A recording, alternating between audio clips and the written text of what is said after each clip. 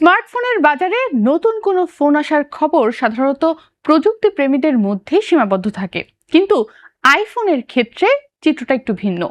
নতুন আইফোন উন্মোচনের কয়েক মাস আগেই শুরু হয় আলোচনা, গুঞ্জন আর অপেক্ষা।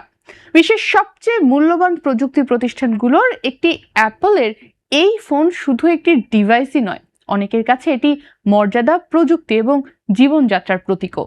সে কারণে প্রতি বছর সেপ্টেম্বর এলেই বিশ্বের কোটি মানুষের চোখ থাকে আইফোনের দিকে। কিন্তু এবার নতুন আইফোন নিয়ে আলোচনার কেন্দ্রবিন্দুতে রয়েছে অন্য একটি বিষয়, আইফোনের দাম। এক্সট্রিম মশার কয়েল প্ল্যান্ট ফাইবার দিয়ে তৈরি, তাই সহজে ভাঙে না, সুগন্ধিযুক্ত ও নিরবিচ্ছিন্নভাবে জ্বলে। ডেঙ্গু, চিকুনগুনিয়া বাহি সহ যে কোনো মশার বিরুদ্ধে দেয় এক্সট্রিম সুরক্ষা। প্রশ্ন উঠছে, আগামী সেপ্টেম্বরে আসতে যাওয়া আইফোন 18 সিরিজ কি আরো বেশি দামি হতে যাচ্ছে? এই প্রশ্নের পেছনে রয়েছে অ্যাপলের প্রধান নির্বাহী কর্মকর্তা টিম কুকের সাম্প্রতিক মন্তব্য। তিনি জানিয়েছেন, মেমোরি ও স্টোরেজ চিপের দাম যেভাবে বাড়ছে, তাতে ভবিষ্যতে আইফোন ও ম্যাকবুকের মতো পণ্যের দাম বাড়ানো ছাড়া কোম্পানির সামনে খুব বেশি বিকল্প নেই। বিষয়টি বুঝতে হলে একটু পেছনে যেতে হবে। গত কয়েক বছরে কৃত্রিম বুদ্ধিমত্তা বা এআই প্রযুক্তির বিস্ফোরণ ঘটেছে। চ্যাটজিপিটি, জেমিনি, ক্লাউড কিংবা বিভিন্ন এআই সেবার পেছনে কাজ করছে বিশাল ডেটা সেন্টার। এসব ডেটা সেন্টারে ব্যবহৃত হচ্ছে বিপুল পরিমাণ উচ্চ গতির মেমোরি চিপ। ফলে আগে যে চিপ স্মার্টফোন ও কম্পিউটার নির্মাতারা সহজেই কিনতে পারত, এখন তার জন্য প্রতিযোগিতা করতে হচ্ছে বিশ্বের সবচেয়ে বড় প্রযুক্তি কোম্পানিগুলোর সঙ্গে। ফলাফল হলো মেমোরি ও স্টোরেজ চিপের দাম দ্রুত বেড়ে যাচ্ছে।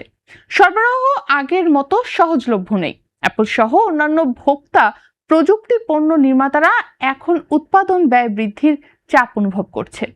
এই চাপের কিছুটা প্রভাব ইতিমধ্যেই দেখা গেছে আইফোন 17 সিরিজে।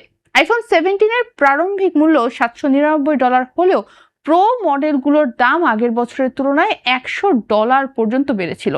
আইফোন 17 প্রো এর দাম শুরু হয়েছিল $1099 থেকে, আর প্রো ম্যাক্সের দাম $1199 দিয়ে শুরু হয়। বিশ্লেষকদের মতে অ্যাপল সাধারণত হঠাৎ করে বড় অঙ্কে দাম বাড়ায় না, তবে যখন উৎপাদন ব্যয় দীর্ঘ সময় ধরে বাড়তে থাকে, তখন নতুন প্রজন্মের ফোনে সেই চাপের কিছু অংশ গ্রাহকদের ওপর স্থানান্তর করা হয়। বর্তমানে যে পরিস্থিতি তৈরি হয়েছে, তাতে আইফোন 18 সিরিজে আবারও $100 থেকে $200 পর্যন্ত মূল্য বৃদ্ধি দেখা যেতে পারে। সেই হিসাবে আইফোন 18 এর দাম $899 থেকে শুরু হতে পারে।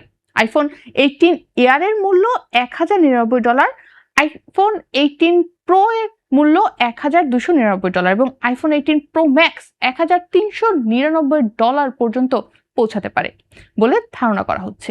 শুধু আন্তর্জাতিক বাজারেই নয়, এর প্রভাব পড়বে বাংলাদেশের বাজারেও, কারণ আইফোনের মূল দামের সঙ্গে যুক্ত হয় বাংলাদেশে আমদানি শুল্ক, ভ্যাট, পরিবহন ব্যয় এবং বিক্রেতার মুনাফাও।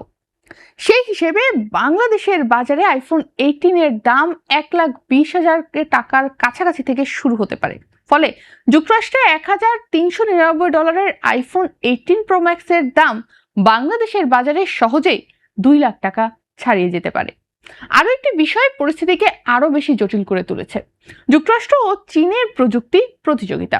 বিশ্বের অন্যতম বড় মেমোরি চিপ উৎপাদনকারী কয়েকটি প্রতিষ্ঠান চীনে থাকলেও নিরাপত্তাজনিত বিধিনিষেধের কারণে মার্কিন কোম্পানিগুলোর জন্য যেসব উৎস থেকে চিপ সংগ্রহ সবসময় সহজ নয়। ফলে সরবরাহ সংকট আরও দীর্ঘায়িত হওয়ার আশঙ্কা রয়েছে। অন্যদিকে আগামী সেপ্টেম্বরে অ্যাপল তাদের প্রথম ফোল্ডিং আইফোন উন্মোচন করতে পারে বলেও জোর গুঞ্জন রয়েছে। নতুন এই ডিভাইস বাজারে এলে সেটার দাম $2,000 কাছাকাছি বা তারও বেশি হতে পারে বলে ধারণা করছেন বিশ্লেষকরা।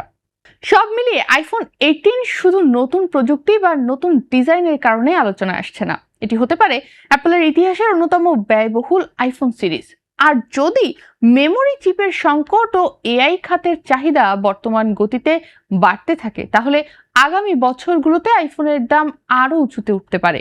তাই যারা নতুন আইফোন কেনার পরিকল্পনা করছেন, তাদের জন্য এখন সবচেয়ে গুরুত্বপূর্ণ প্রশ্ন হয়তো নতুন ফিচার নয়, বরং কত টাকা লাগবে নতুন আইফোন হাতে পেতে।